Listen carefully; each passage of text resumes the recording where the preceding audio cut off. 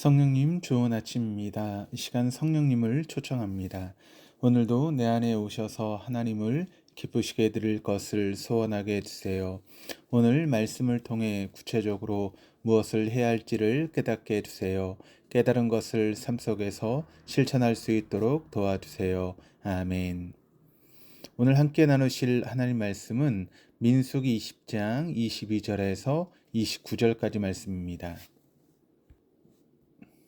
이스라엘 자손 곧 온 회중이 가데스를 떠나 호르산에 이르렀더니 여호와께서 에돔 땅 변경 호르산에서 모세와 아론에게 말씀하시니라. 아론은 그 조상들에게로 돌아가고 내가 이스라엘 자손에게 준 땅에는 들어가지 못하리니 이는 너희가 무리와 물에서 내 말을 거역한 까닭이니라. 너는 아론과 그의 아들 엘라사를 데리고 호르산에 올라 아론의 옷을 벗겨 그의 아들 엘라사에게 입히라. 아론은 거기서 죽어 그 조상에게로 돌아가리라. 모세가 여호와의 명령을 따라 그들과 함께 회중의 목전에서 호르산에 오르니라. 모세가 아론의 옷을 벗겨 그의 아들 엘라살에게 입히매 아론이 그 산 꼭대기에서 죽으니라. 모세와 엘라살이 산에서 내려오니 온 회중 곧 이스라엘 온 족속이 아론이 죽은 것을 보고 그를 위하여 30일 동안 애곡하였더라.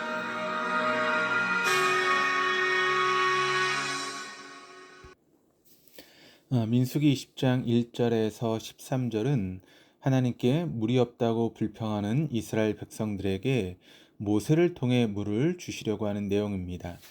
그런데 모세는 하나님께서 말씀하신 그대로 순종하지 않았습니다.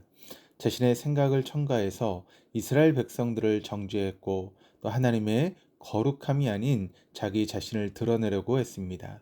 그 사건이 일어난 장소가 다툼이라고 하는 뜻을 가진 무리바 물입니다.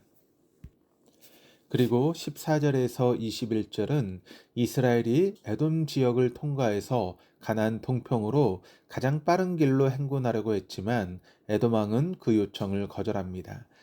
당시에는 그런 결과가 참 불편하고 힘들게 느껴질 수 있습니다. 하지만 모든 것이 하나님의 뜻과 계획 가운데 있었음을 우리는 생각해 볼 수 있습니다. 22절에서 23절입니다. 이스라엘 자손 곧 온 회중이 가데스를 떠나 호르산에 이르렀더니 여호와께서 에돔 땅 변경 호르산에서 모세와 아론에게 말씀하시니라. 이르시되 이스라엘은 가데스를 떠나 호르산에 도착했습니다. 호르산의 정확한 위치는 알 수 없지만 23절 말씀을 보면 에돔 땅 변경에 있었음을 알 수 있습니다. 하지만 당시 에돔의 경계는 확실하게 알려지지 않았습니다. 많은 학자들은 호르산을 가데스 북동쪽 약 24km 지점인 아라바 서쪽에 있는 예벨 마드라 지역으로 보는 경우가 많습니다. 24절입니다. 아론은 그 조상들에게로 돌아가고 내가 이스라엘 자손에게 준 땅에는 들어가지 못하리니 이는 너희가 무리바 물에서 내 말을 거역한 까닭이니라. 하나님께서는 이제 아론의 생은 이곳에서 마감될 것이다 라고 하시며 아론이 약속의 땅에 들어가지 못하게 된 이유는 무리바 물에서 하나님을 거역했기 때문이다 라고 말씀하십니다. 즉 모세와 아론은 이스라엘 백성들을 긍휼히 여기기보다 그들을 정죄하였습니다. 물을 내는 일을 하시는 분은 오직 하나님께서 하신 일인데 마치 모세 자신과 아론이 반석에서 물을 내는 것처럼 하며 자신들의 교만함을 드러내었던 것입니다. 또 하나님은 지팡이를 가지고 반석에게 명령하여 물을 내라고 하셨지만 모세는 지팡이로 반석을 2번 쳤습니다. 하나님께서 의도했던 방법으로 물이 나온 것이 아닙니다. 모세 행위는 하나님의 생각대로 한 것이 아니라 하나님의 생각 안에 자신의 생각들을 마음대로 섞어서 다른 말과 다른 행동을 하였습니다. 이것이 하나님을 향한 모세와 아론의 명백한 불순종이었습니다. 그리고 그 조상들에게로 돌아가다라고 하는 표현은 의로운 사람이 오랜 수명을 누리고 죽었을 때 나타내는 표현입니다. 이러한 표현은 아브라함, 이스마엘, 이삭, 야곱, 모세에게도 사용되었습니다. 이 표현은 죽음의 장소인 수올에서 그들의 가족의 다른 일원들과 다시 연합한다는, 죽음 다음에 있을 삶에 대한 구약의 사상을 드러내 주는 표현입니다. 여기서 우리가 더 생각해 볼 수 있는 것은 아론과 모세가 무리바에서 하나님을 향한 불순종으로 인해 약속의 땅에 들어가지 못하고 죽었습니다. 그래서 어찌 보면 그들은 실패한 인생처럼 보일 수 있습니다. 하지만 그들이 죽어서 음부에 들어갔다라고 하지 않고 조상에게로 돌아갔다라고 하는 것은 그들은 믿음의 조상들과 동등하게 간주되었음을 알 수 있습니다. 이것 또한 아론과 모세를 향한 하나님의 큰 은혜입니다. 분명 그들은 무리바 물에서 큰 실수를 하고 잘못을 범했지만 하나님께서는 그들에게 영원한 형벌을 주지 않으시고 그들의 조상들에게 돌아가도록 하셨습니다.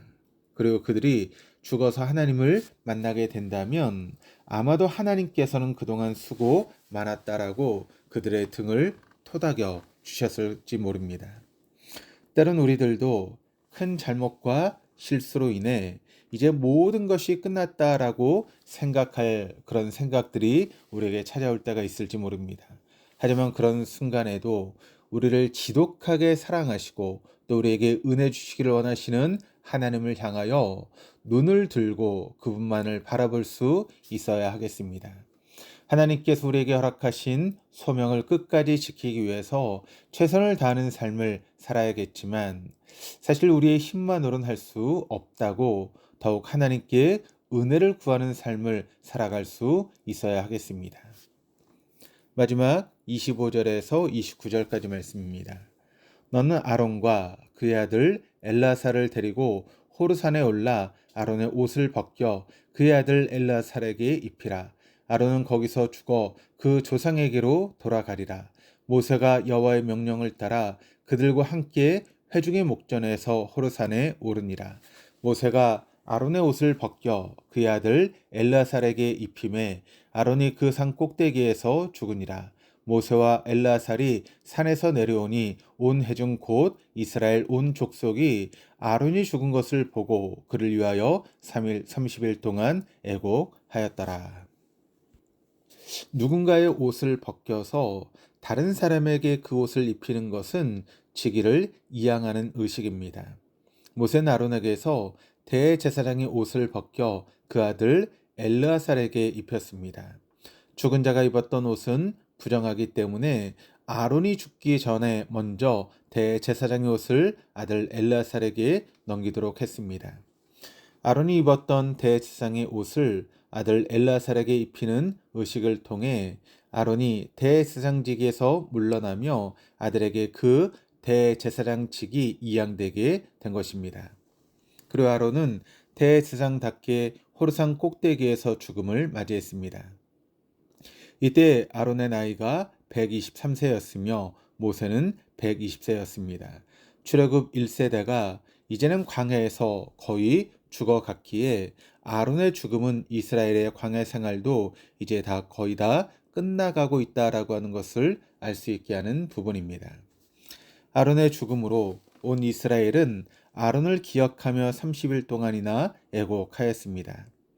당시에는 사람이 죽으면 일반적으로 7일 동안을 애곡했는데 아론을 위해서 30일 동안 애곡했다라고 하는 것은 그가 얼마나 존경받고 또 영향력이 있는 중요한 인물인지를 우리에게 잘 보여줍니다. 무리바 물에서 하나님께 책망을 받은 사건이 있었지만 그가 이스라엘 백성들을 위해 그동안 얼마나 헌신된 삶을 살아왔는지를 생각해 볼 수 있습니다.